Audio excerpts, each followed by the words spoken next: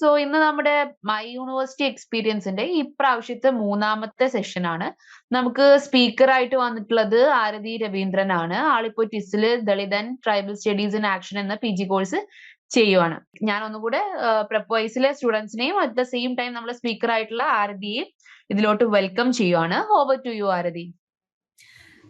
Good evening all. Introduce ചെയ്ത പോലെ എൻ്റെ പേര് ആരതി എന്നാണ്. ഞാൻ നാട്ടില് കേരളത്തില് മലപ്പുറത്താണ്.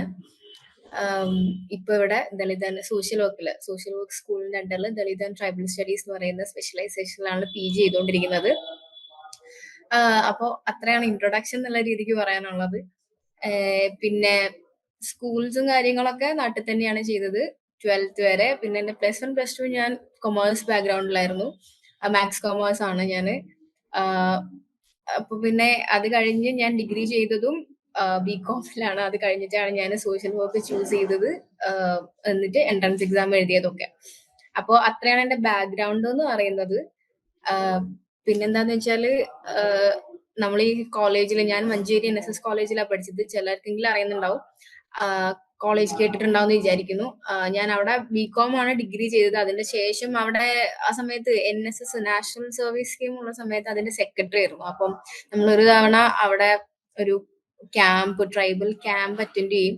അങ്ങനെയാണ് ഞാൻ BCom എന്ന് സോഷ്യൽ വർക്കിലേക്ക് എത്തിയതും അത് തന്നെ specialisation Dalit and tribal studies സ്പെഷ്യലൈസേഷനിലേക്ക് എത്തിയതും അങ്ങനെയാണ്. എന്താ പറയാ, അപ്പൊ ഞാൻ എടുത്ത എന്റെ ബാച്ചുലേഴ്സും എന്റെ 12th സ്ട്രീമും ഇപ്പൊ ഞാൻ ചെയ്തുകൊണ്ടിരിക്കുന്നതിന്റെ സ്ട്രീമും എൻറ്റയർലി ഡിഫറെന്റ് ആണ്. അപ്പോ അതിൽ തന്നെ നിങ്ങൾക്ക് മനസ്സിലാക്കാമല്ലോ, സോഷ്യൽ വർക്ക് പഠിക്കുന്നതിന് ഈ പറഞ്ഞ പോലെ ഒരു പെർട്ടിക്കുലർ ബാക്ക്ഗ്രൗണ്ട് വേണം എന്നുള്ളത് യാതൊരു നിർബന്ധവും ഇല്ല. ഇപ്പൊ പറഞ്ഞ പോലെ ഞാൻ എൻറ്റയർലി കൊമേഴ്സ് ബാക്ക്ഗ്രൗണ്ട് എന്ന് വരുന്ന ആളാണ്. അപ്പോ എന്താ പറയാ, ഇപ്പോ ഏറ്റവും ഇമ്പോർട്ടന്റ് ആയിട്ട് പറയാനുള്ളതെന്ന് പറഞ്ഞാല്, ഈ പറഞ്ഞ പോലെ നമ്മളുടെ ഒരു സബ്ജക്റ്റിനെ നമ്മൾ സോഷ്യൽ വർക്ക് എടുക്കുന്ന സമയത്ത് ബാക്കിയുള്ള അല്ലാണെങ്കിൽ ടിസിലേക്ക് വരുന്ന സമയത്ത് ഇവിടുത്തെ കോഴ്സ് എന്ന് പറഞ്ഞാൽ നമ്മളെ നാട്ടിൽ നിന്നുള്ളതിന്റെ ഒരു അക്കാഡമിക് നിന്ന് എൻറ്റയർലി ഡിഫറെന്റ് ആണ്. ഡിഫറെന്റ് ആണെന്ന് പറയുന്ന സമയത്ത് ഫീൽഡ് വർക്കും പ്ലേസ്മെന്റും കാര്യങ്ങളും എല്ലാം കൊണ്ടും ഡിഫറെന്റ് ആണ്. അപ്പൊ എന്താന്ന് വെച്ചാൽ നമ്മളൊരു സബ്ജക്റ്റിന്റെ ഇവിടുത്തെ ഏറ്റവും വലിയ എക്സ്പോഷർ എന്ന് പറയുന്നത് ഇവിടുത്തെ ഫീൽഡ് വർക്കാണ്. നമുക്ക് ഫസ്റ്റ് ഇയർ എൻറ്റയർലി നമുക്ക് മൺഡേ ട്യൂസ്ഡേ ഫീൽഡ് വർക്കാണ് വരുന്നത്. പിന്നെ തേർഡ് സെമ്മും ഫോർത്ത് സെമ്മും വരുന്ന സമയത്ത് നമ്മളൊരു 1 month കംപ്ലീറ്റ്ലി ഫീൽഡ് വർക്കിലേക്കാണ് പോകുന്നത്. അപ്പോൾ ഇവിടുത്തെ അക്കാഡമിക് ഷെഡ്യൂൾ എന്ന് പറയുന്നത് നമ്മളെ പല യൂണിവേഴ്സിറ്റിന്നും എൻറ്റയർലി ഡിഫറെന്റ് ആണ്. അപ്പോൾ അത് തന്നെയാണ് ടിസിനെ ബാക്കിയുള്ള എല്ലാം ഡിഫറെന്റ് ആക്കുന്നതും.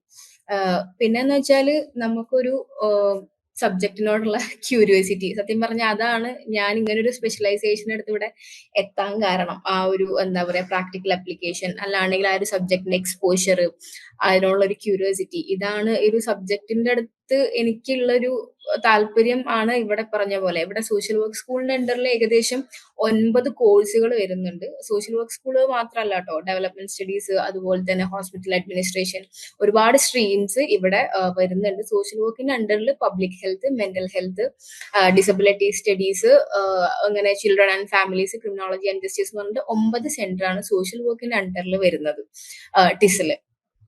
പിന്നെന്ന് പറഞ്ഞാല് അറിയാലോ, നമ്മള് ഇപ്പം ഞാൻ CUT എക്സാം എഴുതിയിട്ടാണ് ഇങ്ങോട്ടേക്ക് വന്നത്. നമ്മൾ വരുന്നതിന്റെ തൊട്ട മുന്നേ വരെ ടിസ്നെറ്റ് ആയിരുന്നു നമ്മൾ പറഞ്ഞ പോലെ അക്സെപ്റ്റ് ചെയ്തുകൊണ്ടിരുന്നത്.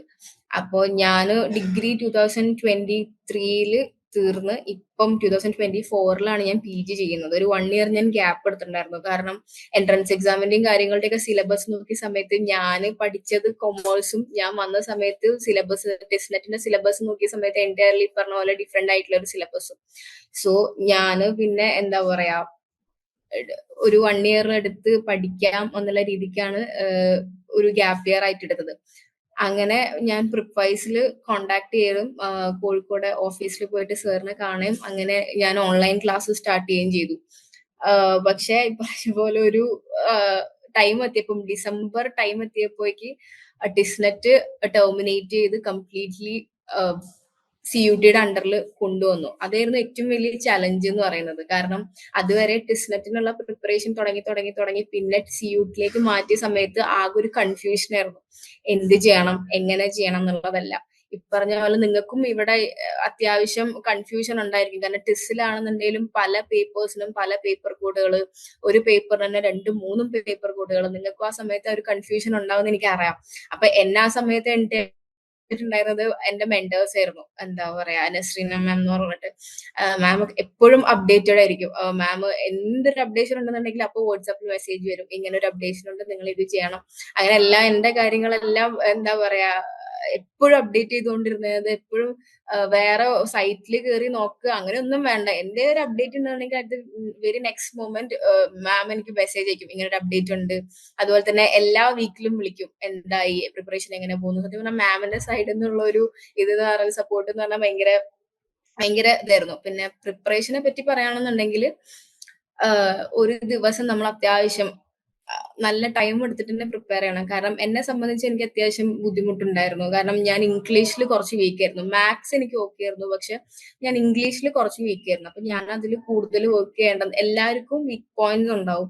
അപ്പോ എന്താ പറയാ, എന്റെ വീക്ക് പോയിന്റ് എന്ന് പറയുന്നത് ഇംഗ്ലീഷ് ആയിരുന്നു. ഇംഗ്ലീഷും അതുപോലെ തന്നെ ജനറൽ നോളജും, ഇത് രണ്ടും എനിക്ക് പ്രശ്നമായിരുന്നു. അപ്പം ഞാൻ ഈ പറഞ്ഞ പോലെ ഞാൻ COQP 11 പേപ്പർ ആയിരുന്നു അറ്റൻഡ് ചെയ്തിരുന്നത്. ടിസ്സിൽ പറഞ്ഞ പോലെ സോഷ്യൽ വർക്കിന് ഇപ്പം ഓരോ കോഴ്സിന് 2-3 പേപ്പർ ഉണ്ട്. ആ ഫസ്റ്റ് കഴിഞ്ഞ ഇയർ എന്ന് പറഞ്ഞ ഒരു സിംഗിൾ പേപ്പർ ആയിരുന്നു. സോഷ്യൽ വർക്ക് സ്കൂളിൽ മൊത്തം COQP 11 എന്ന് പറഞ്ഞിട്ടുള്ള ഒരു പേപ്പർ ആയിരുന്നു. അപ്പോ ജനറൽ പേപ്പർ അറ്റൻഡ് ചെയ്യുന്ന സമയത്ത് ഇംഗ്ലീഷും GK ഒക്കെ കമ്പൽസറി ആയതുകൊണ്ട് അതിൽ ഒരുപാട് സമയം എനിക്ക് വർക്ക്. അപ്പൊ ഒരു ദിവസം പ്രിപ്പറേഷൻ അത്യാവശ്യം നല്ല ടൈം നമ്മൾ മാറ്റി വെക്കേണ്ടി വരും. ഇല്ലാന്നുണ്ടെങ്കിൽ നമുക്ക് പറഞ്ഞ പോലെ CUT-യിലേക്കും കൂടെ വന്ന സമയത്ത് നിങ്ങൾക്ക് അറിയുന്നതായിരിക്കും, അത്യാവശ്യം നല്ല കോമ്പറ്റീഷൻ ഉണ്ട്. നിങ്ങൾക്ക് ഇപ്പൊ ഞാൻ സെപ്പറേറ്റ് പറഞ്ഞു തരണ്ടല്ലോ, അത്യാവശ്യം നല്ല കോമ്പറ്റീഷൻ ഉണ്ട്. എന്താ പറയാ, എല്ലാരും നല്ല ബ്രില്യന്റ് ആയിട്ടുള്ള ആൾക്കാർ ഇഷ്ടംപോലെ കോമ്പറ്റീഷൻ ആയിട്ട് വരുന്നുണ്ട്. അപ്പോ എനിക്കും നല്ല ടെൻഷൻ ഉണ്ട്. കാരണം ഞാൻ 12th വരെയൊക്കെ ഗവൺമെന്റ് സ്കൂളിൽ മലയാളം മീഡിയത്തിൽ എന്റെ ലാംഗ്വേജ് കുറച്ച് പ്രശ്നം ഉണ്ടായിരുന്നു, പ്രോബ്ലം ഉണ്ടായിരുന്നു. അപ്പം ആ ഒരു പ്രശ്നം ഉള്ളതുകൊണ്ട് ഞാനും ആകെ ഇങ്ങനെ എന്താ ചെയ്യാ, ഒരു ക്വസ്റ്റ്യൻ മാർക്കിൽ നിൽക്കുന്ന സമയത്ത് പറഞ്ഞ പോലെ എന്റെ അതും പറഞ്ഞ പോലെ മെന്ററാണ്, വർക്ക്ഔട്ട് ചെയ്യും, നമുക്ക് അത് ഓക്കെ ആവുമെന്ന് പറഞ്ഞ് നമുക്ക് ഫുൾ സപ്പോർട്ട് തന്നിട്ടുണ്ടായിരുന്നത് എന്റെ പ്രിപ്പറേഷനിലെ മെന്റർ ആയിരുന്നു.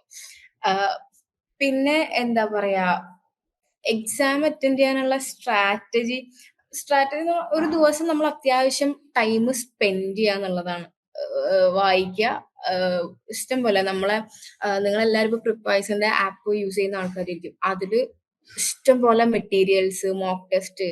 ഞാന് അതിന്റെ പുറത്തേക്ക് ഒരു റെഫറൻസും, ഞാൻ ഏറ്റവും ഇതായിട്ട് പറയുകയാണെന്നുണ്ടെങ്കിൽ ഞാൻ അതിന്റെ പുറത്തേക്ക് ഒരു റെഫറൻസ് എടുത്തിട്ടേ ഇല്ല. കംപ്ലീറ്റ്ലി ഞാൻ അത് വെച്ചിട്ടായിരുന്നു വർക്ക്ഔട്ട് ചെയ്തത്. കാരണം എനിക്ക് കവർ ചെയ്യാൻ അതിലധികം ഉള്ള മെറ്റീരിയൽസും കാര്യങ്ങളും നമുക്ക് തന്നിട്ടുണ്ടായിരുന്നു. അപ്പൊ എന്നെ സംബന്ധിച്ച് അതിന്റെ പുറത്തേക്ക് റെഫർ ചെയ്യേണ്ട കാര്യ ആ സമയത്ത് അത് തന്നെ വർക്ക്ഔട്ട് ചെയ്ത് മോക്ക് ടെസ്റ്റ് എടുത്ത് അതുപോലെ തന്നെ മെറ്റീരിയൽ എല്ലാം അത് തന്നെ ഉള്ളതുകൊണ്ട് എനിക്ക് ഒരുപാട് യൂസ്ഫുൾ ആയിട്ടുണ്ടായിരുന്നു ആ സമയത്ത്. അപ്പോ സ്ട്രാറ്റജി എന്ന് പറഞ്ഞാൽ നമ്മള് സ്ട്രാറ്റജി ഇല്ല, ടൈം നമ്മൾ അതിനായിട്ട് മാറ്റി വെക്കുക എന്നുള്ളത് തന്നെയാണ്. അതിന്റെ അപ്പുറത്തേക്ക് ഒരു സ്ട്രാറ്റജി ഇല്ല. ടൈം നന്നായിട്ട് മാറ്റി വെക്കുക, ഹാർഡ് വർക്ക് ചെയ്യുക, വർക്ക്ഔട്ട് ചെയ്യുക, അതന്നെ ഉള്ളൂ. അപ്പോ എല്ലാരും യൂണിവേഴ്സിറ്റി എക്സ്പീരിയൻസ് പറയുന്ന സമയത്ത് സെയിം സാധനങ്ങളൊക്കെ തന്നെയായിരിക്കും പറയുന്നുണ്ടാവുക. പിന്നെ ഇവിടെ ഞാൻ PGക്ക് ഇവിടെ വന്ന സമയത്ത് എന്താ പറയാ, നമുക്ക് ഇവിടെ വരുന്ന സമയത്ത് സെൻട്രൽ യൂണിവേഴ്സിറ്റി എക്സ്പീരിയൻസ് എന്ന് പറഞ്ഞാൽ ഭയങ്കര വേഴ്സറ്റൈൽ ആണ്. അതിപ്പോ കൾച്ചറൽ ബാക്ക്ഗ്രൗണ്ട് ആയിക്കോട്ടെ, എന്തോ ആയിക്കോട്ടെ, നമ്മളെ ലാംഗ്വേജ് എല്ലാം ഭയങ്കര ഡിഫറെന്റാ. ഞാൻ ഇവിടെ വന്ന സമയത്ത് എന്റെ ഏറ്റവും വലിയ പ്രശ്നം ലാംഗ്വേജ് തന്നെയായിരുന്നു. ഒന്നല്ലെങ്കിൽ ഹിന്ദി, ഇല്ലാന്നുണ്ടെങ്കിൽ ഇംഗ്ലീഷ്. ഞാനിതിൽ രണ്ടിലും ഫ്ലുവന്റ് ആയിരുന്നില്ല. അപ്പൊ ഇവിടെ വന്ന സമയത്ത് ഹിന്ദി പഠിക്കുന്നതിലേറെ നമുക്കൊന്നും കൂടെ എനിക്ക് എളുപ്പം ഇംഗ്ലീഷാന്നുള്ളതുകൊണ്ട് എന്താ പറയാ, ഇംഗ്ലീഷിൽ കൂടുതലും ഞാൻ ഇവിടെ നമ്മൾ കമ്മ്യൂണിക്കേഷനും കാര്യങ്ങളൊക്കെ ഇംഗ്ലീഷിലായിരുന്നു. പക്ഷെ ഒരു കാര്യമുണ്ട്, ഇവിടെ പറഞ്ഞ പോലെ ഇറ്റ് ഈസ് ഭയങ്കര ഇൻക്ലൂസീവ് ആയിട്ടുള്ള ക്യാമ്പസ് ആണ്. ലാംഗ്വേജിന്റെ പേരിൽ നിങ്ങൾ ആരും ജഡ്ജ് ചെയ്യാനൊന്നും പോവില്ല. പക്ഷെ സ്റ്റിൽ ഇവിടെ വന്നതിന് ശേഷം ഞാൻ ഏറ്റവും കൂടുതൽ ബുദ്ധിമുട്ടിയത് ലാംഗ്വേജിന്റെ കാര്യത്തിലാണ്. ഇവിടെ വന്നിട്ട് എനിക്ക് കിട്ടിയ പോസിറ്റീവ് കാര്യം അതാണ്. ഞാനൊരു എന്താ പറയാ, ഇംഗ്ലീഷിൽ കമ്മ്യൂണിക്കേറ്റ് ചെയ്യാൻ തുടങ്ങി. ഇപ്പം ഏകദേശം ട്രാക്കിലായി, ഹിന്ദി പഠിക്കാൻ തുടങ്ങി. നെഗറ്റീവും പോസിറ്റീവും ഒരേ സാധനം തന്നെയാണ്. പിന്നെ അക്കാഡമിക് ഷെഡ്യൂൾ, ഇപ്പൊ എന്റെ സ്കൂൾ ഓഫ് സോഷ്യൽ വർക്കിന്റെ അക്കാഡമിക് ഷെഡ്യൂൾ എന്ന് പറയുന്നത് നമുക്ക് ആദ്യത്തെ 2 സെമ്മിലും മൺഡേ ട്യൂസ്ഡേ ഫീൽഡ് വർക്കാണ്. നമ്മള് പഠിക്കുന്ന സെന്ററിന് പുറമേ ഉള്ള ഒരു സെന്ററിലായിരിക്കും നമ്മൾ പ്ലേസ്ഡ് ആവുക. ഇപ്പൊ ഞാൻ ദളിത് ആൻഡ് ട്രൈബൽ സ്റ്റഡീസ് ആണെന്നുണ്ടെങ്കിൽ ഞാനിവിടെ ലൈവ്ലിഹുഡ് എന്ന് പറയുന്ന ഒരു സെന്ററിലാണ് ഞാൻ ഫീൽഡ് വർക്കിന് പ്ലേസ് ആയിട്ടുള്ളത്. അപ്പം മൺഡേ അത് നമ്മളുടെ സെന്ററിന് പുറമെ വേറൊരു എക്സ്പീരിയൻസും കൂടെ നമുക്ക് വേണം, നമുക്ക് എല്ലായിടത്തുനിന്നുള്ള എക്സ്പീരിയൻസ് വേണം എന്നുള്ളതാണ് നമ്മൾ അങ്ങനെ പ്ലേസ്ഡ് ആക്കുന്നത്. അപ്പൊ മൺഡേ ട്യൂസ്ഡേ ഫീൽഡ് വർക്ക്, അതുപോലെ തന്നെ ആദ്യത്തെ 2 സെമ്മിലും അതിൽ നമ്മൾ ഫീൽഡ് വർക്ക് റെക്കോർഡിങ്സും കാര്യങ്ങളെല്ലാം വെക്കണം. എന്താ പറയാ, നമ്മൾ അത് ഒബ്സർവ് ചെയ്യണം. നമ്മൾ ഇവിടെ വരുന്ന സമയത്ത് എന്താ പറയാ, നമ്മൾ എല്ലാ കാര്യങ്ങളും നാട്ടിലെ പോലെ ഒരു ടെക്സ്റ്റ് ബുക്ക്, ഒരു പെർട്ടിക്കുലർ ആയിട്ടുള്ള ടെക്സ്റ്റ് ബുക്കോ കാര്യങ്ങളോ ഒന്നും നമുക്ക് ഇവിടെ പഠിക്കാനുണ്ടാവില്ല. നമ്മൾ ഈ പറഞ്ഞ പോലെ റീഡിങ്സ്, നമ്മളെ ഒബ്സർവേഷൻ, നമ്മളുടെ തോട്ട് എന്താ, അത് മാത്രം വെച്ചിട്ടാണ് ഇവിടുത്തെ എല്ലാ വാലുവേഷനും. എക്സാമിനൊന്നും ഇവിടെ ഭയങ്കര ഇമ്പോർട്ടൻസ് ഇല്ല സത്യം പറയുകയാണെന്നുണ്ടെങ്കിൽ. ഇവിടെ എപ്പോഴും നമ്മളെ ഒബ്സർവേഷൻ, നമ്മളെ റിഫ്ലക്ഷൻ എന്താ അതിന്റെ മുകളിൽ, എന്താ ഒരു കാര്യത്തിന്റെ മുകളിൽ നമ്മൾ എന്താ റിഫ്ലക്ട് ചെയ്യുന്നത്, കംപ്ലീറ്റ്ലി ഡിപ്പെൻസ് അപ്പോൺ ദാറ്റ്. എന്താ പറയാ, എല്ലാം അതിലാണ് ഡിപ്പെൻഡ് ചെയ്തുകൊണ്ടിരിക്കുന്നത്. അതല്ലാണ്ട് നമ്മൾ എക്സാം, ആ ഒരു കൈൻഡ് ഓഫ് ഇവാലുവേഷൻ അല്ല ഇവിടെ ഉള്ളത്. പിന്നെ എന്താ പറയാ, എല്ലാവർക്കും പറയുന്നത്, പിന്നെ 3rd സെമ്മും 4th സെമ്മും 2 സെമ്മിലും 1 മന്ത് വീതം നമ്മൾ കംപ്ലീറ്റ്ലി ഒരു ഓർഗനൈസേഷനിലോ CSRലോ നമ്മൾ പ്ലേസ്ഡ് ആവും. ബ്ലോക്ക് പ്ലേസ്മെന്റ് എന്നാണ് അതിന് പറയാം. 4th സെമ്മ് തൊട്ട് ക്യാമ്പസ് പ്ലേസ്മെന്റ് സ്റ്റാർട്ട് ചെയ്യും. ടിസില് നിങ്ങൾ എല്ലാവരും കേട്ടിരിക്കുന്ന ഒരു എന്താ പറയാ കാര്യമായിരിക്കും. ടിസില് പ്ലേസ്മെന്റ് ഉണ്ട്, സോഷ്യൽ എല്ലായിടത്തും. ടിസില് ഞാൻ മനസ്സിലാക്കുന്നത് മീഡിയ ആൻഡ് കൾച്ചർ സ്റ്റഡീസിന് മാത്രമേ ഇവിടെ പ്ലേസ്മെന്റ് സെല്ല് ഇല്ലാത്തുള്ളൂ. അവരുടെ പ്ലേസ്മെന്റ് നടക്കുന്നത് എന്താ പറയാ അലുമിനീസ് വഴിയാണ്. ബാക്കി എല്ലാത്തിനും പ്രോപ്പർ ആയിട്ടുള്ള ഒരു പ്ലേസ്മെന്റ് സെല്ല് ഉണ്ട് ഇവിടെ. അപ്പം ആസ് യു നോ, പ്ലേസ്മെന്റ് ഇപ്പം നമ്മളെ സീനിയേഴ്സിന് 4th സെം അവർക്ക് സ്റ്റാർട്ട് ചെയ്തു. ഇപ്പം പ്ലേസ്മെന്റ് വീക്ക് നടന്നുകൊണ്ടിരിക്കുകയാണ്. അതൊന്നും നിങ്ങൾ പേടിക്കേണ്ട കാര്യമില്ല. ഇവിടെ വരുന്ന സമയത്ത് നിങ്ങൾക്ക് അങ്ങനെയുള്ള ഒരു പ്രയാസമൊന്നും വരില്ല. പ്ലേസ്മെന്റും കാര്യങ്ങളും അതിനുള്ള പ്രോപ്പർ ആയിട്ടുള്ള ഒരു സ്റ്റുഡൻറ് സെല്ലുണ്ട്, ടീച്ചേഴ്സ് സെല്ലും ഫാക്കൽറ്റി സെല്ലും വേറെ ഉണ്ട്. അതിനായിട്ട് വേറൊരു ഡിപ്പാർട്ട്മെന്റ് ഉണ്ട്. പ്ലേസ്മെന്റും കാര്യങ്ങളൊക്കെ പ്രോപ്പർ ആയിട്ട് അവർ കണ്ടക്ട് ചെയ്യും. നമ്മളെ സ്റ്റുഡൻസിന്റെ ഇടയിൽ നിന്ന് തന്നെ റെപ്രസെന്റേറ്റീവ്സും കാര്യങ്ങളൊക്കെ അവർ സെലക്ട് ചെയ്യും അതിന് വേണ്ടിയിട്ട്. ഇപ്പൊ പ്ലേസ്മെന്റിനെ എന്താ പറയാ, പ്ലേസ്മെന്റ് പിന്നെ ഓരോ സെന്ററിനും ഡിപ്പെൻസ് ആയിരിക്കും. ഓരോ സെന്ററിന് വരുന്ന പ്ലേസ്മെന്റ്, അതുപോലെ തന്നെ ഫീൽഡ് വർക്ക് എല്ലാം ഭയങ്കര നല്ല ഡിഫറൻസ് ഉണ്ടാവും. ഒരു കോമൺ ആയിട്ടുള്ള ഒരു എന്താ പറയാ പാക്കേജോ കാര്യങ്ങളോ ഒന്നും അല്ല വരിക പ്ലേസ്മെന്റിന്റെ കാര്യം പറയുന്ന സമയത്ത്. പിന്നെ നമുക്ക് ഫെസിലിറ്റീസ് എന്ന് പറയാൻ വേണ്ടിയിട്ട് അവിടെ നിങ്ങൾക്ക് അറിയാലോ, പല സ്ഥലത്തു നിന്നുള്ള ടിസ് എന്ന് പറയുന്ന ഒരു മിനി ഇന്ത്യയാണ്. എല്ലാ സ്ഥലത്തു നിന്നുള്ള നമുക്കിവിടെ മ്യാൻമർ സ്റ്റുഡൻസ്, ഇന്റർനാഷണൽ സ്റ്റുഡൻസും ഉണ്ട്. അപ്പൊ തന്നെ നിങ്ങൾക്ക് അറിയണ്ടാവും ഭയങ്കര കൾച്ചറലി ഡൈവേഴ്സ് ആയിട്ടുള്ള ഒരു ക്യാമ്പസ് ആണ് ടിസ്. എല്ലായിടത്തു നിന്നുള്ള ആളുകൾ ഉണ്ടാവും. നമുക്ക് ഒരുപാട് പേരെ നമുക്ക് ഒരുപാട് കോണ്ടാക്ട് കിട്ടും നമുക്ക് ഇവിടെ വന്നു കഴിഞ്ഞാൽ. നമ്മളറിയാത്ത ഒരുപാട് കാര്യങ്ങൾ, ഒരുപാട് ആളുകൾ, ഒരുപാട് കൾച്ചർ, പല ആളുകളുടെ രീതികൾ എല്ലാം നമുക്ക് ഇവിടെ വരുന്ന സമയത്ത് മനസ്സിലാവും. അത് ഭയങ്കര ഒരു അഡ്വാൻറ്റേജ് ആണ്. നമ്മുടെ ഫീൽഡ് വർക്കിന് പോകുന്ന സമയത്തൊക്കെ അത് ഭയങ്കരമായിട്ട് നമുക്ക് ഹെൽപ്ഫുൾ ആണ്. പിന്നെ സ്കോളർഷിപ്സ് ഉണ്ട്. എന്താ പറയാ, സം ക്രൈറ്റീരിയസ് ഉണ്ട്. പക്ഷെ സ്റ്റിൽ സ്കോളർഷിപ്പും കാര്യങ്ങളും എല്ലാം ഉണ്ട്. അതൊക്കെ അതിനായിട്ട് ഒരു സെക്രട്ടേറിയറ്റ് തന്നെ, നമുക്ക് സ്കൂൾ ഓഫ് സോഷ്യൽ വർക്കിന് ഒരു സെക്രട്ടേറിയറ്റ് എന്ന് പറഞ്ഞിട്ട് ഒരു ടീം അതിന് വേണ്ടിയിട്ട് വേറെ വർക്ക് ചെയ്യുന്നുണ്ട്. പിന്നെ എല്ലാവരും ചോദിക്കുന്ന ഒരു കാര്യം എന്ന് പറയുന്നത് ഹോസ്റ്റൽ ഫെസിലിറ്റീസ് ആണ്. ഹോസ്റ്റൽ ഫെസിലിറ്റി ഉണ്ട്, inside the campus hostel facility ഉണ്ട്. പക്ഷെ അതും ടിസിൽ നമ്മൾ അഡ്മിഷൻ എടുത്തതിന് ശേഷം കുറച്ച് ക്രൈറ്റീരിയയുടെ അണ്ടറിൽ, ചിലപ്പോൾ ഇൻകം ക്രൈറ്റീരിയ ആയിരിക്കും. നമ്മൾ ഇലക്ട്രിസിറ്റി ബിൽ അങ്ങനത്തെ കുറച്ച് ഡോക്യുമെന്റ്സ് ഒക്കെ സബ്മിറ്റ് ചെയ്യണം. അപ്പോ അതിനനുസരിച്ച് ടിസിന്ന് ഒരു അലോട്ട്മെന്റ് നടക്കും. ആ അലോട്ട്മെന്റ് നടക്കുന്നതിലാണ് നമ്മൾ ഹോസ്റ്റൽ ഇരിക്കുന്നത്. അപ്പോൾ ഹോസ്റ്റൽ ഫെസിലിറ്റി അങ്ങനെയാണ് നമ്മൾ ഡിസൈഡ് ചെയ്യുന്നത്. ഇപ്പൊ ഞാൻ താമസിക്കുന്നത് ഹോസ്റ്റലല്ല, പുറത്താ. കാരണം അന്നത്തെ അലോട്ട്മെന്റിൽ എന്താ പറയാ കുറച്ച് ഇഷ്യൂസ് ഉള്ളതുകൊണ്ട്, അലോട്ട്മെന്റിൽ എനിക്ക് കുറച്ച് ഇൻകം ക്രൈറ്റീരിയ ഒക്കെ വന്നുകൊണ്ട് എനിക്ക് അപ്ലൈ ചെയ്യാൻ പറ്റിയില്ല. പക്ഷെ സ്റ്റിൽ നമ്മളെ ഗേൾസ് സ്റ്റുഡൻസിനൊക്കെ ഒന്നും കൂടെ സുഖമായിട്ട് കിട്ടും ഇവിടെ ഹോസ്റ്റൽ. കുഴപ്പമൊന്നുമില്ല, നല്ല ഹോസ്റ്റലാണ്. പിന്നെ ക്യാമ്പസിൽ തന്നെ DH facility, dining hall facility ഉണ്ട്, സെപ്പറേറ്റ് ക്യാൻറ്റീൻ ഫെസിലിറ്റി ഉണ്ട്. ഇതിനൊക്കെ മുകളിൽ നമുക്ക് 24/7 ആണ് ക്യാമ്പസ് ഉള്ളത്. എന്താ പറയാ, ലൈബ്രറി ഫെസിലിറ്റി, ലൈബ്രറി 24/7 ഓപ്പൺ ആയിരിക്കും. നമുക്ക് എപ്പോ വേണേലും ക്യാമ്പസിൽ വരാം, ലൈബ്രറിയിൽ ഇരിക്കാം. നമുക്ക് ഏറ്റവും നല്ല ലൈബ്രറി ഫെസിലിറ്റി ഉള്ള ഒരു സ്ഥലമാണ് ടിസ് എന്ന് പറയുന്നത്. അതിപ്പോ സൈബർ ലൈബ്രറി ഉണ്ട്, നമുക്ക് അത്യാവശ്യം വലിയൊരു ലൈബ്രറി, കോൺഫറൻസ് ഹാളും ബാക്കിയുള്ള കാര്യങ്ങളും എല്ലാം ആയിട്ട് നല്ല ഫെസിലിറ്റീസിൽ ഇവിടുത്തെ ഏറ്റവും വലിയ ഇമ്പോർട്ടന്റ് ആയിട്ടുള്ളത് എന്ന് പറയുന്നത് ലൈബ്രറി ഫെസിലിറ്റി തന്നെയാണ്. എപ്പോഴും എന്താ പറയാ ആൾക്കാരുണ്ടാവും, എപ്പോഴും അതിൻ്റെ ഉള്ളിൽ വർക്ക്ഔട്ട് ചെയ്യുന്ന ആൾക്കാരുണ്ടാവും. ഒരു എന്താ പറയാ, അതല്ലാണ്ട് ജിം ഫെസിലിറ്റിയും കാര്യങ്ങളും അങ്ങനെയുണ്ട്. പക്ഷെ ഇവിടുത്തെ ടിസിൽ ഏറ്റവും ഇമ്പോർട്ടന്റ് ആയിട്ടുള്ള കാര്യം എന്ന് പറഞ്ഞാൽ ലൈബ്രറി ഫെസിലിറ്റി തന്നെയാണ്. ലൈബ്രറി 24/7 ആയതുകൊണ്ട് ക്യാമ്പസും 24/7 ആണ്. പിന്നെ ഞാൻ നേരത്തെ പറഞ്ഞ പോലെ ലാംഗ്വേജ് ബാരിയർ പറഞ്ഞ പോലെ, അത് പറഞ്ഞ പോലെ നിങ്ങൾ അതുകൊണ്ട് വറി ചെയ്യേണ്ട കാര്യമൊന്നുമില്ല. ഇവിടെ ഞാൻ പറഞ്ഞില്ലേ, എല്ലാവരും ഭയങ്കര ഇൻക്ലൂസീവ് ആയിട്ടുള്ള സ്റ്റുഡൻസ് ആണ് ടെസ്റ്റിലുള്ളത്. അതിന്റെ പേരിൽ ആരും അങ്ങനെ ജഡ്ജ് ചെയ്യാൻ സ്റ്റിൽ നമ്മൾ എന്താ പറയുക, eventually നമ്മൾ പഠിക്കും ലാംഗ്വേജ്. നമുക്ക് ഫീൽഡ് വർക്കിനും അതുപോലെ തന്നെ ഇൻസൈഡ് ദ ക്യാമ്പസ് നമുക്ക് കമ്മ്യൂണിക്കേറ്റ് ചെയ്യാനൊക്കെ എന്താ പറയാ, നമുക്ക് ഇഷ്ടംപോലെ ഓപ്പർച്യൂണിറ്റീസ് ഉണ്ട്. പിന്നെ കൾച്ചറലി വൈബ്രന്റ് ആണോ എന്ന് വെച്ചാൽ ഇപ്പം നമ്മളെ അടുത്ത നെക്സ്റ്റ് വീക്കും തൊട്ട് നമ്മൾ കൾച്ചറൽ ഇവന്റ് ഒക്കെ സ്റ്റാർട്ട് ചെയ്യാണ്. ഇവിടെ മലയാളി കമ്മ്യൂണിറ്റിയുടെ ഒരു പ്രോഗ്രാം നടക്കുന്നുണ്ട്. അങ്ങനെ കൾച്ചറലി വൈബ്രന്റ് ആയിട്ടുള്ള ക്യാമ്പസ് തന്നെയാണ്. ആഫ്റ്റർ കോവിഡ് കുറച്ച് ഡിഫറൻസ് ഒക്കെ ഉണ്ടെന്നുണ്ടെങ്കിലും ടിസ് പറഞ്ഞ പോലെ കൾച്ചറലി ഭയങ്കര ഡൈവേഴ്സ് ആയിട്ടുള്ള ക്യാമ്പസ് ആണ്. സ്പോർട്സ് കാര്യങ്ങളൊക്കെ നടക്കുന്നുണ്ട്. ചെസ് കോമ്പറ്റീഷൻ, അതുപോലെ തന്നെ ബാസ്കറ്റ് ബോൾ ബാറ്റ്, എല്ലാ കൈൻഡ് ഓഫ് ഫെസിലിറ്റീസ് നമുക്ക് ഇവിടെ ഉണ്ട്. എന്താ പറയാ, പിന്നെന്താന്ന് വെച്ചാൽ നമ്മുടെ ഒരു സൗത്ത് ഇന്ത്യൻ കൾച്ചറിന് കുറച്ചും കൂടെ വ്യത്യാസമാണ്. അതുപോലെ തന്നെ ഫുഡ് കാര്യങ്ങളൊക്കെ ചിലപ്പം ചില ആൾക്കാർക്കൊക്കെ പ്രശ്നമാകാറുണ്ട്. സ്റ്റിൽ നമുക്ക് ഈ ഒരു സൗത്ത് ഇന്ത്യൻ കൾച്ചറിലുള്ള ഡിഫറൻസ് ഈ ഒരു റീസൺ കൊണ്ടൊന്നും എന്തായാലും ഇവിടെ വരാണ്ടിരിക്കരുത് കേട്ടോ. ഞാൻ എന്താ പറയാ, ഇവിടെ വരുന്ന ആളുകൾക്ക് ഇനീഷ്യലി ഉണ്ടാകുന്ന പ്രശ്നങ്ങളാണ് ഇതൊക്കെ. പക്ഷെ ഇതൊക്കെ നമുക്ക് ഈസിലി മാനേജബിൾ ആണ്. ഇവിടെ അത്യാവശ്യം മലയാളി കമ്മ്യൂണിറ്റി ഒക്കെ ഉണ്ട്, സൗത്ത് ഇന്ത്യയിൽ നിന്നുള്ള ആളുകളുണ്ട്. സപ്പോർട്ടിനും കാര്യങ്ങൾക്കും എല്ലാത്തിനും ഇവിടെ പ്രശ്നങ്ങളൊന്നുമില്ല. ഇവിടെ എപ്പോഴും എല്ലാ ആൾക്കാരും അവൈലബിൾ ആണ്. പിന്നെന്താന്ന് വെച്ചാല് അക്കാഡമിക്സ് പറയുന്ന സമയത്ത് നമുക്ക് കുറച്ച് സെക്കൻഡ് സെം ഒക്കെ വരുന്ന സമയത്ത് പേപ്പേഴ്സിന്റെ എണ്ണം കുറച്ച് കൂടുതലാണ്, കുറച്ചും കൂടെ ഹെക്ടിക് ആവും. പക്ഷെ ഞാൻ പറഞ്ഞില്ലേ, നമ്മുടെ നാട്ടിലെപ്പോലെ ഒരു spoon feeding kind of studies അല്ല നമുക്ക് ഇവിടെ ഉണ്ടാവാം. നമുക്ക് എന്താ പറയാ, നമ്മൾ സ്വന്തമായിട്ട് നന്നായിട്ട് വായിക്കേണ്ടി വരും. റീഡിങ്സും കാര്യങ്ങളും എക്സ്ട്രാ റീഡിങ്സ് നമ്മൾ റെഫർ ചെയ്യേണ്ടി വരും. നമ്മളെ നാട്ടിലെ പോലെ ഒരു എന്താ പറയാ, അങ്ങനെ ഒരു ഫെസിലിറ്റി ആ ഒരു ഇതല്ല ഇവിടെ ഉണ്ടാവാം. അപ്പൊ അതും നമുക്കൊന്ന് അഡാപ്റ്റ് ചെയ്യാൻ ഇച്ചിരി സമയം എടുക്കുന്നുള്ളൂ. അതായത് എല്ലാം ഓക്കെയാണ്, ഇവിടെ വേറെ പ്രശ്നങ്ങളൊന്നുമില്ല. അത്യാവശ്യം നമ്മളെ സപ്പോർട്ട് ചെയ്യാനും ഇതിനൊക്കെ ഇതിനും ആൾക്കാരുണ്ട്.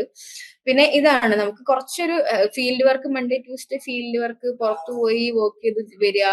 അതുപോലെ തന്നെ പിന്നെ വെനസ്ഡേ തേഴ്സ്ഡേ പറഞ്ഞ പോലെ ഫുൾ ഡേ ക്ലാസ് ഒക്കെ വരുന്ന സമയത്ത് കുറച്ചൊരു ഹെക്ടിക് ആയിട്ട് തോന്നും. അങ്ങനെ വലിയ ഇമ്പോർട്ടൻസ് ഇല്ലേ ഇവിടെ. ഏറ്റവും വലിയ പ്രത്യേകത അത് തന്നെ കേട്ടോ. കാരണം എക്സാമിനെ കൊണ്ട് അങ്ങനെ ആർക്കും ഒരു എക്സാം ഉള്ളതുകൊണ്ട് എല്ലാവരും ഭയങ്കര ടെൻസ്ഡ് ആവുക, അതൊക്കെ ഇവിടെ ഭയങ്കര കുറവാണ്. നമ്മളതെല്ലാം എക്സാമിന്റെ മുന്നേ ഒരു 60% വെയിറ്റേജ് ഉള്ള അസൈൻമെന്റ് ഒക്കെ നമ്മൾ ഓൾറെഡി ഓൺലൈനിൽ സബ്മിറ്റ് ചെയ്യുക. അങ്ങനെയൊക്കെയാണ് ഇവിടുത്തെ ഒരു പ്രോസസ്സ് എന്ന് പറയുന്നത്.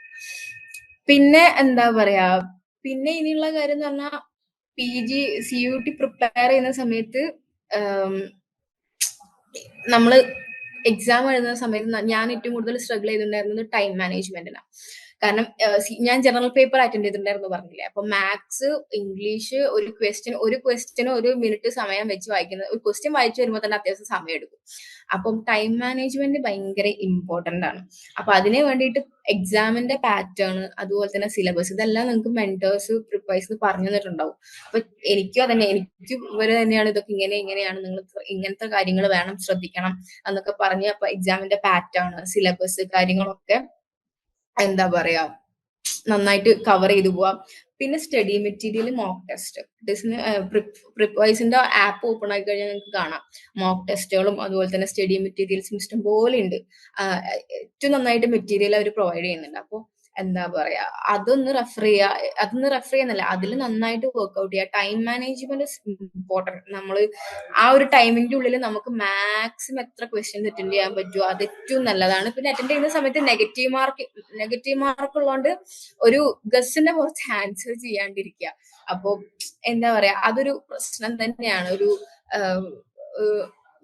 എനിക്ക് പറഞ്ഞ പോലെ ഇംഗ്ലീഷിൽ മറ്റേ കോംപ്രഹെൻസീവ് ക്വസ്റ്റ്യൻസ് ഒക്കെ വരുന്ന സമയത്ത് ആ ഒരു എൻറ്റയർ പാരഗ്രാഫ് വായിച്ച് 4 ക്വസ്റ്റ്യൻ വായിക്കുന്ന സമയത്തേക്ക് എനിക്ക് അറിയുന്ന ക്വസ്റ്റ്യൻസ്, മാത്സിൽ ചിലപ്പോൾ എനിക്ക് ഒന്നും കൂടെ നന്നായിട്ട് അറിയുന്ന ക്വസ്റ്റ്യൻസ് ഉണ്ടാവും. പക്ഷെ ഞാൻ ഈ ഇംഗ്ലീഷിൽ ഡിപ്പെൻഡ് ചെയ്യുന്ന സമയത്ത് എനിക്ക് മാത്സിൽ ആൻസർ ചെയ്യാനുള്ള ടൈം എനിക്ക് മാനേജബിൾ അല്ലാണ്ടായി പോവാ.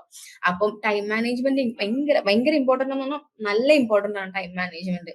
അത് ഏത് പേപ്പർ, ജനറൽ പേപ്പറിന് പ്രത്യേകിച്ച്. ഇപ്പൊ ഞാൻ അതല്ലാണ്ട് അറ്റൻഡ് ചെയ്തൊരു പേപ്പർ എന്ന് പറയുന്നത് HUQP 21 ആയിരുന്നു.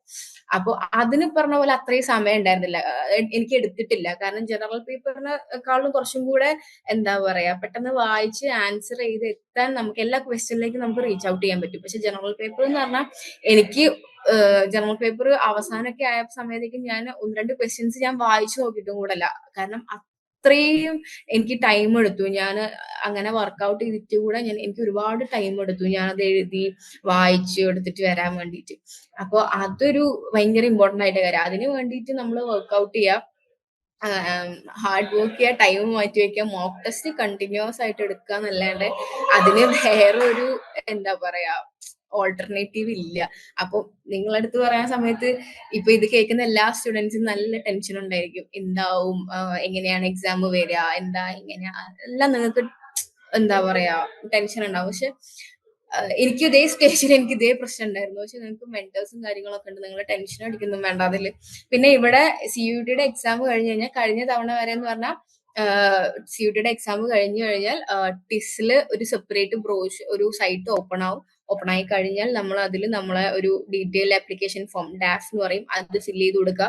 നമുക്ക് വേണ്ട കോഴ്സുകൾ സ്പെഷ്യലൈസ് ചെയ്ത് കൊടുക്കുക. കട്ട് ഓഫ് വരും. കട്ട് ഓഫ് ക്ലിയർ ചെയ്ത് കഴിഞ്ഞാൽ ഇന്റർവ്യൂ സെഷൻ എന്ന് പറഞ്ഞാൽ നമ്മൾ ഫില്ല് ചെയ്ത് കൊടുത്ത ഈ ഡീറ്റെയിൽഡ് ആപ്ലിക്കേഷൻ ഫോമിൽ നമ്മളുടെ ഇൻട്രസ്റ്റ്, നമ്മളെ ബാച്ചിലേഴ്സിന്റെ മാർക്കൊക്കെ നമ്മൾ കൊടുക്കും. അപ്പൊ ഞാൻ കൊമേഴ്സ് ആയതുകൊണ്ട് എന്റെ അടുത്ത് ഇന്റർവ്യൂവിൽ പറഞ്ഞ പോലെ കൊമേഴ്സ് ഫീൽഡിൽ നിന്ന് എന്റെ ഡാഫ് കണ്ടിട്ട് എന്റെ കൊമേഴ്സ് ഫീൽഡിൽ നിന്ന് 2-3 ക്വസ്റ്റ്യൻ ചോദിച്ചിട്ടുണ്ടായിരുന്നു. പിന്നെ ഇന്റർവ്യൂ പാനലൊക്കെ ഒരു പ്രശ്നമില്ല, ഭയങ്കര ഫ്രണ്ട്ലി ആയിട്ടുള്ള 3 പേരുള്ള ഒരു പാനൽ ഉണ്ടാവുക. ഓൺലൈൻ ആണ് ഉണ്ടാവുക. അപ്പോ 3 പേരുള്ള ഒരു പാനൽ ഉണ്ടാവും. അവര് ഭയങ്കര, ഇവിടെ ആരും അങ്ങനെ, ഞാൻ ഇവിടെ ഒരുപാട് പേരടുത്ത് സംസാരിച്ച സമയത്തും ആരും അങ്ങനെ ഇന്റർവ്യൂ പാനൽ ഭയങ്കര റിജിഡ് ആയിരുന്നു, അതുകൊണ്ട് നന്നായിട്ട് അറ്റൻഡ് ചെയ്യാൻ പറ്റിയില്ല എന്ന് ഇവിടെ ആരും പറഞ്ഞിട്ടില്ല. അപ്പൊ അവര് നമ്മൾ ഓപ്പോസിറ്റ് ഇരിക്കുന്ന സ്റ്റുഡന്റിന്റെ ആ ഒരു മെന്റൽ ഒരു ഇത് നോക്കിയിട്ട്, അവരുടെ ഒരു ടെൻഷനും കാര്യങ്ങളൊക്കെ നോക്കിയിട്ട് തന്നെ അവര് കൺസിഡർ ചെയ്തിട്ട് അവർ ക്വസ്റ്റ്യൻ ഒക്കെ ചോദിക്കുള്ളൂ. പക്ഷെ ഒരു സ്റ്റുഡന്റിന് എനിക്ക് ഏകദേശം 45 to 50 മിനിറ്റ്സ് എനിക്ക് ഇന്റർവ്യൂ എടുത്തിട്ടുണ്ട്. നമ്മളൊരു വെറുതെ ഒരു ഇന്റർവ്യൂ എന്നുള്ള പോലെ ഒരു 15 മിനിറ്റ്സ് 20 മിനിറ്റ്സ് അങ്ങനെയല്ല ഇന്റർവ്യൂ എടുത്തിട്ടുണ്ടായിരുന്നത്. ഏകദേശം 45 to 50 മിനിറ്റ്സ് എനിക്ക് ഇന്റർവ്യൂ എടുത്തിട്ടുണ്ടായിരുന്നു. അപ്പൊ ഇത്തവണ ടിസിന്റേതായിട്ടുള്ള ഒരു ബ്രോഷർ ഇതുവരെ ഇറങ്ങിയിട്ടില്ല, എങ്ങനെയാണ് CUT കട്ട് ഓഫ്. ബാക്കിയുള്ള എല്ലാ യൂണിവേഴ്സിറ്റിയിലും ജസ്റ്റ് കട്ട് ഓഫ് മാത്രമുള്ള, ഇന്റർവ്യൂ ഇല്ല. ടിസിൽ ഇത്തവണ ഇന്റർവ്യൂ ഉണ്ടോ ഇല്ലേ അങ്ങനെയുള്ള കാര്യങ്ങളൊന്നും ഇതുവരെ ടിസിന്റെ ഒരു ബ്രോഷർ ഇതുവരെ ഓപ്പൺ ആയിട്ടില്ല, വന്നിട്ടില്ല ഇതുവരെ. അപ്പം ഇനിയിപ്പോ ഇന്റർവ്യൂ ഉണ്ടാവും തന്നെയാണ് ഇവിടെ നമ്മള് ചോദിക്കുന്ന സമയത്ത് പറയുന്നത്. ഇന്റർവ്യൂ ഉണ്ടാവും, അങ്ങനെ തന്നെ ആയിരിക്കും അസസ്മെന്റ് വരിക. അല്ലാണ്ട് ഒരു ഫൈനലൈസ്ഡ് ബ്രോഷർ ആയിട്ടൊന്നും ഇതുവരെ വന്നിട്ടില്ല. അപ്പോ ഏറ്റവും എന്താ പറയാ, എക്സാം എഴുതുന്ന സമയത്ത് നന്നായിട്ട് കോൺസെൻട്രേറ്റ് ചെയ്യുക, ടൈം മാനേജ് ചെയ്യുക, സിലബസും പാറ്റേണും കവർ ചെയ്തിട്ട് പോവുക. പിന്നെ സ്റ്റഡി മെറ്റീരിയൽ, മോക്ക് ടെസ്റ്റ്, ഇതൊക്കെ തന്നെയാണ് ഇമ്പോർട്ടന്റ്. പിന്നെ the last but not the least എന്ന് പറഞ്ഞാൽ, എനിക്കറിയാം നല്ല ടെൻഷൻ ആയിരിക്കും. അപ്പൊ ഇപ്പൊ ഞാനൊരു ഗ്യാപ്പ് ഇയർ എടുത്തോണ്ട് തന്നെ എനിക്ക് നല്ല പ്രശ്നങ്ങൾ ഉണ്ടായിരുന്നു, നല്ല ടെൻഷൻ ഉണ്ടായിരുന്നു. അപ്പൊ അവസാനമായ സമയത്ത്, എക്സാമിന്റെ സമയത്ത് എനിക്ക് എക്സാമിന് നന്നായിട്ട് പഠിക്കാൻ പറ്റാത്തൊരു സിറ്റുവേഷനിലേക്ക് വരെ അത് എത്തിപ്പോയി. അപ്പം നന്നായിട്ട് ഭക്ഷണം കഴിക്കുക, ഉറങ്ങുക, ഇത് ഭയങ്കര ഇമ്പോർട്ടന്റ് ആണ്. ഞാൻ ലാസ്റ്റ് ആയപ്പോഴേക്ക് നന്നായിട്ട് സ്ട്രഗിൾ ചെയ്തു അതൊക്കെ കൊണ്ട്. അപ്പൊ എക്സാം പ്രിപ്പയർ ചെയ്യുന്ന സമയത്ത് ഇതെല്ലാം ശ്രദ്ധിക്കുക, സ്ട്രെസ് ഫ്രീ ആയിട്ട് എക്സാം എഴുതുക. ഞാൻ പറഞ്ഞില്ലേ, ഇത്രയും എന്താ പറയാ ഒരു യൂഷ്വൽ ബാക്ക്ഗ്രൗണ്ട് എന്ന് പറഞ്ഞാൽ ഞാൻ ഇവിടെ എത്തിയിട്ടുണ്ടെന്നുണ്ടെങ്കിൽ നിങ്ങൾക്ക് എല്ലാവർക്കും എത്താൻ പറ്റും. അപ്പോ ആ ഒരു കാര്യം, അല്ലെങ്കിൽ എന്റെ ഒരു സൈഡിൽ നിന്ന് എക്സ്പീരിയൻസ് എന്ന് പറയാനിപ്പോ അങ്ങനെ എന്താ പറയാ, ഞാനിങ്ങനെ ഒരാളെ നിങ്ങളെല്ലാവരും അഡ്വൈസ് ചെയ്യണം, നിങ്ങൾ ഇങ്ങനെ ചെയ്യണം അങ്ങനെയൊന്നും പറയാൻ ഞാൻ സത്യം പറഞ്ഞ ഒരാളല്ല. ഫസ്റ്റ് എന്റെ എക്സ്പീരിയൻസും കാര്യങ്ങളൊക്കെ ഒരു ഓവർവ്യൂ ഇങ്ങനെയാണ്. അപ്പൊ നിങ്ങൾക്ക് എന്തെങ്കിലും ചോദിക്കാനുണ്ടെങ്കിലോ എന്തുവാണെന്തെങ്കിലും ചോദിക്കാം, എല്ലാരെയും ഇവിടെ വെച്ചിട്ട് കാണാൻ പറ്റട്ടെ എന്നുള്ളത് തന്നെയാണ്. എനിക്ക് അറിയുന്ന കാര്യങ്ങളൊക്കെ ആണെന്നുണ്ടെങ്കിൽ ഞാൻ ആൻസർ ചെയ്യാം. ഇവിടെ ഇതിനെ സംബന്ധിച്ച് എന്തെങ്കിലും ക്വസ്റ്റ്യൻ ഉണ്ടെന്നുണ്ടെങ്കിൽ, വേറെ എന്തെങ്കിലും ആഡ് ചെയ്യണം എന്നുണ്ടെങ്കിലോ പറയുന്നതിൽ എന്തെങ്കിലും ഞാൻ ആഡ് ഓൺ ചെയ്യണം എന്നുണ്ടെങ്കിലോ എന്താണെന്നുണ്ടെങ്കിലും നിങ്ങൾക്ക് പറയാം. MBAക്ക് നമുക്ക് CAT ആണ്, CUT അല്ല. MBA ഇവിടെ ഇന്റേൺഷിപ്പും കാര്യങ്ങളൊക്കെ ആയിട്ട് നല്ല ഡിപ്പാർട്ട്മെന്റ് ആണ്. HR-ന്റെ അണ്ടറിലാണ് വരുന്നത്, ലേബർ മാനേജ്മെന്റ് അണ്ടറിലാണ് വരുന്നത്, മാനേജ്മെന്റ് സ്റ്റഡീസിന്റെ അണ്ടറിൽ. CAT ആണ്, CUT അല്ല കേട്ടോ, അത് ശ്രദ്ധിക്കണേ. പിന്നെ ഡിസാസ്റ്റർ മാനേജ്മെന്റ് ഡിപ്പാർട്ട്മെന്റ് എങ്ങനെയുണ്ട് പ്ലേസ്മെന്റ്? ഓരോ ഡിപ്പാർട്ട്മെന്റിനും ഓരോ പ്ലേസ്മെന്റ് ആണ്. അതായത് ചോദിച്ചാൽ അനന്തു, ഡിസാസ്റ്റർ മാനേജ്മെന്റിൽ പ്ലേസ്മെന്റ് ഉണ്ട്. എന്താ പറയാ, അധികം പേരും പ്ലേസ്മെന്റ് എടുക്കുന്നതിന്റെ ഒരു എടുക്കാത്ത, മീൻ റിസർച്ചിന് പോകുന്ന ആൾക്കാരുണ്ട്. അതല്ലാണ്ട് ഡിസാസ്റ്റർ എല്ലാ സ്കൂൾസിനും അതിൻ്റെതായിട്ടുള്ള പ്ലേസ്മെന്റും കാര്യങ്ങളൊക്കെ ഉണ്ട്. അങ്ങനെ ഒട്ടും പ്ലേസ്മെന്റ് ഇല്ല, അല്ലാണെങ്കിൽ ഒരു പ്ലേസ്മെന്റ് സെൽ ഇല്ലാത്ത ഇതെന്ന് പറയുന്നത് ഇവിടെ മീഡിയ ആൻഡ് കൾച്ചറൽ സ്റ്റഡീസ് ഉള്ളു. അവരുടെ പ്ലേസ്മെന്റ് മാത്രം അലുമിനീസ് വഴിയാണ് നടക്കുന്നത്. ഡിസാസ്റ്റർ മാനേജ്മെന്റിന് ഇവിടെ പ്ലേസ്മെന്റ് ഉണ്ട്. എക്സാക്ട് ഒരു ആനുവൽ ഒരു പാക്കേജ് പറഞ്ഞു തരാൻ എനിക്കറിയില്ല. വേറൊരു സ്കൂളാണ് ഡിസാസ്റ്റർ മാനേജ്മെന്റ് സ്കൂൾ എന്ന് പറഞ്ഞിട്ട് അത് വേറൊരു സ്കൂളാണ്. ഞാൻ സ്കൂൾ ഓഫ് സോഷ്യൽ വർക്കാ. അപ്പോ പ്ലേസ്മെന്റും കാര്യങ്ങളും ഉണ്ട്. എക്സാക്ട് പ്ലേസ്മെന്റ് അറിയണമെന്നുണ്ടെങ്കിൽ ഞാൻ ചോദിച്ചു നോക്കേണ്ടി വരും. പക്ഷെ സ്റ്റിൽ പ്ലേസ്മെന്റും കാര്യങ്ങളൊക്കെ ഒരു ബെയർ മിനിമം ആയിട്ട് എപ്പോഴും അത്യാവശ്യം ഉണ്ടാവാറുണ്ട്. അവിടെ എക്കണോമിക്സ് പി ജി ഉണ്ടോ? ഇല്ല. പി ജി എക്കണോമിക്സ് ഇല്ല. എക്കണോമിക്സിന് പി ജി ഇല്ല കേട്ടോ ഇവിടെ.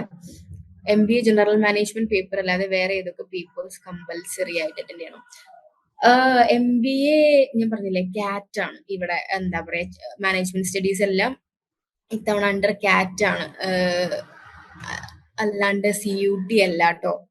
ഡെവലപ്മെന്റ് സ്റ്റഡീസ് ഇവിടെ ആദ്യം പ്ലേസ്മെന്റ് സ്റ്റാർട്ട് ചെയ്യുന്നത് ഡെവലപ്മെന്റ് സ്റ്റഡീസിലാണ്. സ്കൂൾ ഓഫ് ഡെവലപ്മെന്റ് സ്റ്റഡീസിലാണ് ഇത്തവണയും പ്ലേസ്മെന്റ് വീക്ക് സ്റ്റാർട്ട് ചെയ്തത്. പക്ഷെ ഡെവലപ്മെന്റ് സ്റ്റഡീസിൽ എനിക്കൊരു പ്ലേസ്മെന്റ് എനിക്ക് ഏകദേശം പറയാൻ പറ്റും. അറൌണ്ട് 8 to 9 lakh ആയിരുന്നു കഴിഞ്ഞ തവണത്തെ ആനുവൽ പാക്കേജിന്റെ സ്റ്റാർട്ടിംഗ് എന്ന് തോന്നുന്നു. ആവറേജ് ഇതാണെന്നാണ് ഇവിടുത്തെ സീനിയേഴ്സ് പറഞ്ഞിട്ടുണ്ടായിരുന്നത് കഴിഞ്ഞ തവണ. ഇത്തവണയും പറഞ്ഞ പോലെ ഡെവലപ്മെന്റ് സ്കൂളിൽ അവർക്ക് കമ്പൽസറി സമ്മർ ഇന്റേൺഷിപ്പ് ഒക്കെ സെന്റർ തന്നെ പ്രൊവൈഡ് ചെയ്യും. നമുക്ക് സോഷ്യൽ വർക്ക് സ്കൂളിൽ നമുക്ക് അതില്ല, സെന്റർ തന്നെ പ്രൊവൈഡ് ചെയ്യത്തില്ല. ഡിസാസ്റ്റർ മാനേജ്മെന്റ് സിലബസ് ഒക്കെ ടഫാണ്. സിലബസ് ടഫാണോന്ന് ചോദിച്ചാൽ ഇവിടെ എല്ലാത്തിനും ഒരു മിനിമം എന്താ പറയാ, കുറച്ചൊരു അക്കാഡമിക് ഷെഡ്യൂൾ ഇച്ചിരി ടൈറ്റ് തന്നെയാണ്. സിലബസ് ടഫാണോന്ന് വെച്ചാൽ ഇവിടെ എന്റെ ഡിസാസ്റ്റർ മാനേജ്മെന്റിൽ എന്റെ കുറച്ച് ഫ്രണ്ട്സ് ഉണ്ട്. അപ്പൊ അവര് പറയുന്നത് എന്താണെന്ന് വെച്ചാൽ അവർക്ക് പറഞ്ഞ പോലെ കമ്പൽസറി ഇന്റേൺഷിപ്പും കാര്യങ്ങളൊക്കെ ചെയ്യാനുണ്ട്. പിന്നെ കുറച്ചും കൂടെ ഒരു സോഫ്റ്റ്വെയർ കാര്യങ്ങളും അവരുടെ സിലബസിൽ അതും ഉണ്ട് ഡിസാസ്റ്റർ മാനേജ്മെന്റിന്റെ ഇതിൽ. ഞാനിപ്പോ ഡിസാസ്റ്റർ മാനേജ്മെന്റ് സ്കൂളിന്റെ ക്വാഡ്രാങ്കിളിലാണ് ഞാൻ വന്നിരുന്നത്. ഇവിടെ കുറച്ച് റേഞ്ച് ഉള്ളതുകൊണ്ട് ഇങ്ങോട്ടാ വന്നിരുന്നത്. ഇത് ഡിസാസ്റ്റർ മാനേജ്മെന്റിന്റെ സ്കൂളാണ്. MCA ഉണ്ടോ? MCA ഇല്ല. ഡിസാസ്റ്റർ മാനേജ്മെന്റ് ഉണ്ട്, MCA അവൈലബിൾ അല്ല കേട്ടോ. MA political science? MA political science course നമുക്കില്ല. MA പൊളിറ്റിക്കൽ സയൻസ് നമ്മള് MCA ഇല്ല കേട്ടോ. MA പൊളിറ്റിക്കൽ സയൻസും ഇല്ല. ഹോസ്റ്റൽ ഫീ മെസ് ഫീ എന്ന് പറയുന്നത് നമ്മള് ഹോസ്റ്റൽ മെമ്പർഷിപ്പ് കിട്ടിയ നമ്മൾ കമ്പൽസറിലി ഇവിടെ മെസ്സിന്റെ മെമ്പർഷിപ്പും ഒരുമിച്ച് നമുക്ക് കളക്റ്റീവ് ആയിട്ട് കിട്ടത്തുള്ളൂ. ഇത്തവണ അത് ഒരു സെമസ്റ്ററിലേക്ക് 38,000 ആയിരുന്നു. ഒരു എൻറ്റയർ സെമസ്റ്ററിലേക്ക് 38,000 ആയിരുന്നു hostel fee plus mess fee. Hostel admission procedure Nandana. Admission procedure separate allotment ആണ്. ഇൻകം ക്രൈറ്റീരിയയുടെ അണ്ടറിലാണ് കഴിഞ്ഞ തവണ നടന്നിട്ടുണ്ടായിരുന്നത്. അതിന് വേണ്ടിയിട്ട് നമ്മൾ income certificate gazetted officer sign ചെയ്ത് income certificate, ration card kind of, പിന്നെ ഇലക്ട്രിസിറ്റി ബില്ലെല്ലാം സബ്മിറ്റ് ചെയ്യേണ്ടിയുണ്ടായിരുന്നു. അതാണ് അപ്പോ അതില് എന്താ പറയാ, എലിജിബിലിറ്റി അനുസരിച്ച് അലോട്ട്മെന്റ് സെപ്പറേറ്റ് ടിസ് അനൗൺസ് ചെയ്യും. അങ്ങനെയാണ് വേണ്ടത്. അത് നമ്മൾ ഇന്റർവ്യൂ അറ്റൻഡ് ചെയ്ത് നമുക്ക് അഡ്മിഷൻ കൺഫേം ആയി കഴിഞ്ഞാൽ അതോറിറ്റിന്ന് എന്താ പറയാ അവര് അറിയിക്കും എങ്ങനെയാണെന്നുള്ളത്. ലാസ്റ്റ് ഇയർ കട്ട് ഓഫ് എത്രയാ? ലാസ്റ്റ് ഇയർ കട്ട് ഓഫ് ഏതിന്റെ കട്ട് ഓഫ്? ഇവിടെ സ്കൂൾ ഓഫ് സോഷ്യൽ വർക്കിൽ 9 കോഴ്സിന് 9 കട്ട് ഓഫ് ആണ്. അങ്ങനെ ഓരോ കോഴ്സിനും ഓരോ കട്ട് ഓഫ് ആണ്. ഏത് കോഴ്സിനാണെന്ന് ഡിസാസ്റ്റർ ഡെവലപ്മെന്റ് സ്റ്റഡീസിന് അത്യാവശ്യം നല്ല ഹയർ കട്ട് ഓഫ് വരും.